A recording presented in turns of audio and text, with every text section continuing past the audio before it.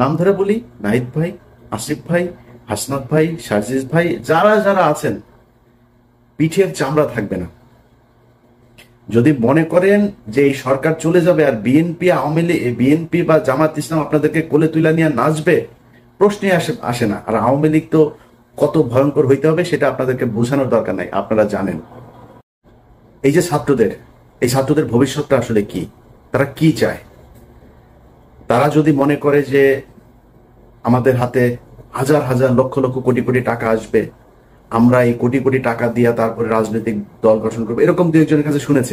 ধরেন একজনের কাছে টাকা পয়সা চেয়েছে বা কোনো এক জায়গায় টাকার লেনদেন হয়েছে, সেখানে শুনছি যে মানে ছাত্রদের প্রচুর টাকা পয়সা তারা ফান্ড কালেক্ট করার চেষ্টা করছে। এটা রাস্তা না। আপনি কত হাজার কোটি টাকার মালিক হবেন? জামায়াত হচ্ছে ব্যাংকের মালিক, বিশাল বিশাল আর্থিক প্রতিষ্ঠানের মালিক। বিএনপির এরকম নেতা আছে যারা কিনা আওয়ামী লীগের সময় যত টাকা মান্থলি ইনকাম করতো, তাদের ব্যবসা প্রতিষ্ঠান, ব্যাংক, বিমা কোনো কিছু বন্ধ হয়নি। এরকম অনেক নেতা আছে। আওয়ামী লীগের পরিবারের সাথে তাদের পরিবারের বৈবাহিক সম্পর্ক হয়েছে। তাদের সাথে আপনারা টাকা নিয়ে পারবেন? কত টাকার মালিক হবেন বলেন আপনি? টাকা পয়সা দিয়ে নতুন করে কোনো রাজনৈতিক দল আপনি দাঁড়ায় যাবেন, এই সুযোগ নাই। কিন্তু একটা সুযোগ আপনাদের হাতে এসেছিল, সেটা কি? এই আগস্টে যেই বিপ্লব হলো, এই বিপ্লবে সারা দেশের মানুষ আপনাদের পক্ষে এসেছিল। এবং আমি নিজেই আমার আমার চ্যানেলে আমি ভিডিও বানিয়েছি। এখন আমি বলছি না যে আমি নির্বাচন চাই, আমি নিজে বলেছি 20 বছর 25 বছর যত বছর মনে চাই ইউনূস সরকার ক্ষমতায় থাকুক। আমরা এখানে উদযাপন করেছি, মনে করেছিলাম যে আমরা বোধহয় স্বাধীন হয়ে গিয়েছি। মিথ্যা, সবকিছুই ভুল ছিল।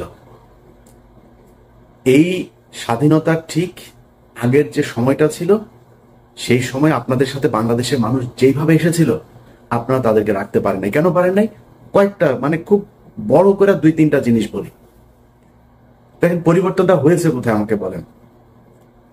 আজকের যে বাংলাদেশ, এই বাংলাদেশের সাথে যদি আপনি শেখ হাসিনার বাংলাদেশকে মেলান, মানে কম্পেয়ার করেন, আচ্ছা কম্পেয়ার করলে ধরেন একটা সাধারণ মানুষকে যদি আপনি জিজ্ঞেস করেন তার যে জিনিসপত্রের দাম কিনে খেতে হয়, সেটা কি কমেছে? এটা সমস্যা নাই। একটা নতুন সরকারের জন্য ধরলাম 1 বছর 2 বছর তারা কষ্ট করবে, কোনো সমস্যা নাই, কষ্ট করুক। কিন্তু সেটার জন্য তো আপনার কিছু করতে হবে, তাই না? একজন মানুষ মনে করেন যে বিদেশে যাবে, তার বিদেশে যাওয়ার জন্য আগে কয় টাকা দিত সে? আগে যদি নাকি মনে করেন সৌদি আরবে যেতে 7 লাখ টাকা, 6 লাখ টাকা, 5 লাখ টাকা দিত, তাহলে আগের সরকারের সমস্যা ছিল, দুর্নীতিগ্রস্ত ছিল, তারা বিভিন্নভাবে দালাল টালাল এইসব করে টাকা পয়সা করতো। এই জন্য ইন্ডিয়াতে যেতে লাগে 1 লাখ টাকা, 1.5 লাখ টাকা, আমাদের এখান থেকে 7 লাখ টাকা লাগে। মালয়েশিয়াতে যেতে 60,000 70,000 টাকা লাগে, আমাদের এখান থেকে লাগে 5 লাখ টাকা। ওমান, কাতার, দুবাই, মধ্যপ্রাচ্যের সব দেশে একই অবস্থা। এখন বৈষম্য কাটানোর জন্য বৈষম্য বিরোধী আন্দোলন হয়েছে, মানুষ রক্ত দিয়েছে। সেই বৈষম্য শেষ করার পরে তাদের তো কম লাগবে টাকা, তাই না? আসলে কি লাগছে? তাহলে এটার দায় কার? এটার জন্য তো আপনাকে জবাব দিতে হবে। আপনি যেটা শেখ হাসিনা পারেন সেটা আপনি করে দেখাবেন। এই জন্যই তো আপনাকে পরিবর্তন করে আনা হয়েছে। মানে সবকিছুর পর আমি এই যে যুক্তি দেখাচ্ছি, এটাতে আবার আওয়ামী লীগের খুশি হওয়ার কিছু নাই। তোদের আসলে মানে তোদেরকে নিয়ে মানে কথা বলার মতো এই এই মানে রুচিটাও, তোদের নিয়ে কথা বললেই মেজাজ খারাপ হয়ে যায়, গালাগালি করতে ইচ্ছা করে। তোরা তো মানুষ না। তোরা যদি মানুষ হইতে, এতগুলো মানুষকে হত্যা করলে, তোদের মানে দলের ভিতরে ধরলাম সব অমানুষ। অনেক মানুষ বলে যে আওয়ামী লীগ আসলে সবাই খারাপ না, কিছু কিছু ভালো আছে। তোদের 5 জন মানুষ তো এক জায়গায় হয়ে বলতে পারতে, তাই না, যে আমরা আসলে শেখ পরিবারের এরা ভুল করেছে, এরা আসলে খুব ক্রুয়েল, এরা করাপ্টেড, এদের আমরা ঘৃণা করি, আমরা দলটা আসলে নতুন একটা আওয়ামী লীগ চাই। মনে কর তুই শেখ মুজিবের আওয়ামী লীগের চাস, ধরলাম এই গত 15 বছরে আওয়ামী লীগ চাস না, মাপ চেয়েছে কেউ এখন পর্যন্ত? এখন পর্যন্ত ওদের ভেতরে মিনিমাম কোনো অনুশোচনা, অনুতপ্ত কোনো কিছু না। ওরা আবার করে, আবার আসবে, আবার ওরকম করবে। এখন ওদেরকে সুযোগ করেও দিচ্ছে, এই সরকারই দিচ্ছে। সবকিছু যদি বাদ দেন, আপনি প্রবাসীদের টাকা পয়সার কথা বলেন, পুলিশের এখন পর্যন্ত আপনি জানেন আগের চাইতে বেশি ঘুষ দিতে হয় একজন ওসিকে একটা নিতে হইলে, একজন এসপি কে বদলে নিতে হলে, ভালো একটা পোস্টিং নিতে হলে। পুলিশের বউ, ঊর্ধ্বতন কর্মকর্তাদের বউ পর্যন্ত মাঠে নেমেছে এই টাকার কালেকশনে। একজনের বউয়ের ফোন রেকর্ডও আছে, এক ওসির সাথে কথা বলছে, নিজে করে, নিজের পরিবারের খুব নিকট আত্মীয় দিয়ে তারপরে ওসির সাথে ডিল করায়। তাহলে পরিবর্তন কি? এখন এগুলো সবকিছু নিয়ে কথা বলতে গেলে না মানে সবারই মনে হয় সমস্যা হচ্ছে, না আমার একাই মনে হয় সমস্যা হচ্ছে। এই কারণে গতকাল আমার ফেসবুকের একটা পোস্টেও দিয়েছি যে খামাখা এত শত্রু বাড়ায় লাভ কি? সবার যেহেতু সমস্যা হয় না, আমার একা একা সমস্যা গেলে আমারও তো ইচ্ছা করে। এই জন্য চিন্তা করেছি যে সবার সাথে মিলমিশ করে তারপরে যা হয় হোক দেশে যাব। দেশে যায় ভাই, আমার ইউটিউবে এখন যে ইনকাম, এখানে বসে আমার ইউটিউবে যদি 5 লাখ 6 লাখ টাকা ইনকাম হয় তাও তো আমার হয় না, কারণ এখানে তো খরচ বেশি। আমি বাংলাদেশে 2 লাখ টাকা ইনকাম হলে আমি আরামে বিশাল মানে রাজার মতো চলতে পারবো। তা আমি কেন এখানে কষ্ট করব? কেন আমি সরকারের সাথে, সেনাবাহিনীর সাথে, পুলিশের সাথে, বিভিন্ন রাজনৈতিক দলের সাথে কেন ঝামেলা করবো? কারণ যেহেতু সমস্যা হচ্ছে না, তাহলে আর কি সমস্যা নাই। এই কষ্ট থেকেই কথাগুলো বললাম। এখন পুলিশ থেকে শুরু করে সব জায়গাতে সমস্যা, সব কিছু যদি বাদ দেন, সব বাদ। আচ্ছা, যেই হত্যাগুলো হইল এটার ব্যাপারে মিনিমাম একটা ইতে যাওয়া দরকার ছিল, জান নাই। এখন এই যে ছাত্ররা মনে করছেন যে আপনারা টাকা পয়সা করে তারপরে বিশাল আকারে একটা মানে এই ফান্ড তৈরি করে তারপরে রাজনৈতিক দল গঠন করবে, নতুন দল। এই মাসেই সম্ভবত আপনাদের নতুন দল আসবে। আপনার দলে মানুষ আসবে কেন আমাকে বলেন? কিসের জন্য আসবে? কোনো একটা কারণ থাকতে হবে তো। আপনি অন্য দলের চাইতে কোন জায়গায় ভিন্ন যেই কারণে আপনার দলে আসবে? সেটা আসতে হলে অন্তত আমি মনে করি 2টা কাজ করতে হইতো। 1 নাম্বার, এই যে আওয়ামী লীগের যে হত্যা মামলার আসামিগুলো চিরুনি অভিযান চালায় প্রতিটা আসামিকে ধরতে হবে। ধরার পর তারপরে তাদের বিচার কি হবে, কে নির্দোষ কে দোষী সেটা পরে আপনি করবেন। বিচার হবে, তদন্ত হবে, চার্জশিট যাবে, মামলার প্রক্রিয়া চলবে। যে দোষী হয় সে দোষী, যে নির্দোষী হয় সে খালাস পাবে, ছাড়া পাবে। কিন্তু আমাদের চোখের সামনে ঢাকা শহরের অধিক সময় টিভির মতো জায়গায় 7 জন খুনি মামলার আসামি, 2-3 মামলার আসামি পর্যন্ত ধরা পড়ছে। মুন্নি শাহ ধরা পড়ার পরে ছাড়া পড়লো। আরে ভাই, খেলা নাকি? মানে হত্যা মামলার আসামি আপনি ধরছেন, মন চাচ্ছে ছেড়ে দিচ্ছেন। হত্যা মামলার আসামিকে পুলিশ ওসিকে বলছে যে ভাই এখানে আসামি আছে, আসামি ধরেন। বলে ঊর্ধ্বতন কর্মকর্তার ছাড়া ধরা যাবে না।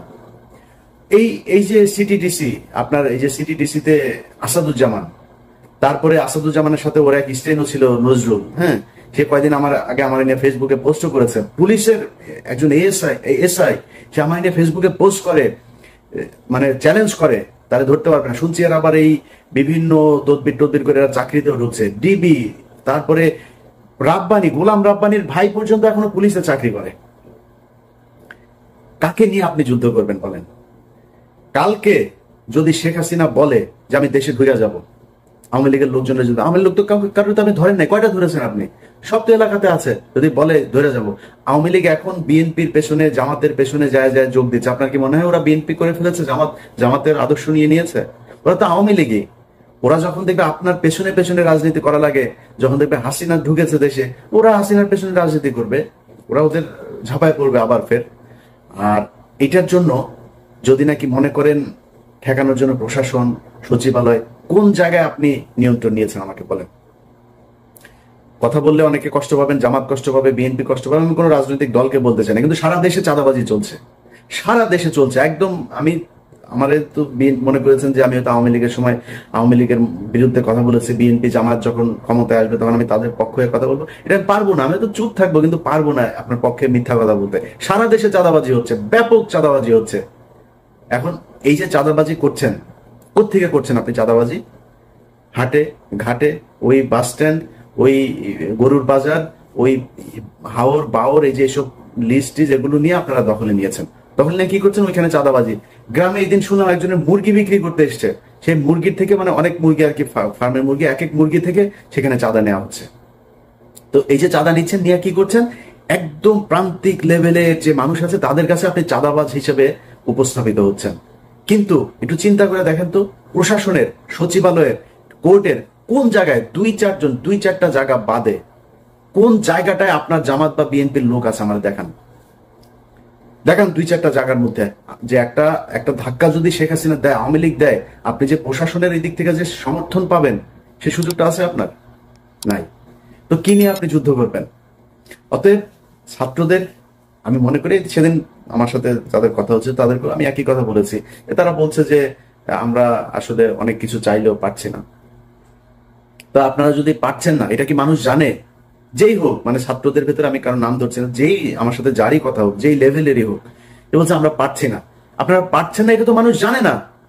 আমরা তো মনে করছি আপনারা সরকারের পার্টে আছেন, সরকারের সাথে কাজ করছেন মিলেমিশে, আপনারা যা চাচ্ছেন সরকার সেটাই করছে, সরকার যা করছে সেটাই আপনাদের কাজ। আমরা তো এটা মনে করছি। আপনাদের কথা যে সরকার শুনছে না সেটা তো বলতে হবে। বলতে হলে কি করতে হবে? সরকারের ছাত্রদের প্রতিনিধি যারা আছে তাদেরকে পদত্যাগ করতে হবে, করে রাস্তায় নেমে আসতে হবে। এর বাইরে নাম ধরে বলি, নাহিদ ভাই, আসিফ ভাই, হাসনাত ভাই, সার্জিস ভাই, যারা যারা আছেন, পিঠের চামড়া থাকবে না। যদি মনে করেন যে এই সরকার চলে যাবে আর বিএনপি আওয়ামী লীগ, বিএনপি বা জামাত ইসলাম আপনাদেরকে কোলে তুলে নিয়ে নাচবে, প্রশ্নে আসে না। আর আওয়ামী লীগ তো কত ভয়ঙ্কর হইতে হবে সেটা আপনাদেরকে বোঝানোর দরকার নাই, আপনারা জানেন। এরা জেলখানার ভেতরে মানুষের ধরে জবাই করে মারে, ফাঁসি হইলেও এদের মনে শান্তি হয় না, জবাই করে মারে। এখন শুনছি ওই যে ক্যাপ্টেন বাসেদ সাহেব মাজেদ গিয়েছিল, এই ক্যাপ্টেন মাজেদ সাহেবকেও জবাই করেছিল। সো এরা এইটাই, এরা এর চেয়েও ভয়ঙ্কর রূপে ফিরবে যদি ফিরতে পারে, ফেরার সুযোগ দেওয়া হয়। অতএব আপনারা ছাত্ররা যারা আছেন, যাদের সাথে বাংলাদেশের মানুষ সবাই চেয়েছিল একটা পরিবর্তন, আপনাদের সাথে কেন যাবে সেটা আপনাদেরকে বুঝাইতে হবে। পারেন নাই কোনো সমস্যা নাই, পারার চেষ্টা করছেন কিনা সেটা মানুষ দেখতে চায়, যে আপনারা কি আসলেই চেষ্টা করেন নাকি আপনারাও সেই আগের মতোই, আগের দলের মতোই সব লুটপাট করে খাওয়ার জন্য, সুবিধা পাইলে তাদের সাথে বসে মিলেমিশে একাকার হয়ে তারপরে দেশ চালানোর জন্য উদ্গ্রীব হয়ে আছেন। এই জিনিসগুলো আমার মনে হয় আপনাদের বোঝা উচিত আর কি।